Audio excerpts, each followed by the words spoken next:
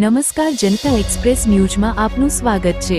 જોઈએ સમાચાર આજના। બોટાદ શહેરના ડોક્ટર હાઉસ નીચે આવેલ બાઇક પોઈન્ટ ઓટો ગેરેજમાં લાગી વિકરાળ આગ। બોટાદ શહેરના ગડ્ડા રોડ પર આવેલ પ્રખ્યાત ડોક્ટર હાઉસ નીચે આવેલ બાઇક પોઈન્ટ ઓટો ગેરેજમાં લાગી વિકરાળ આગ।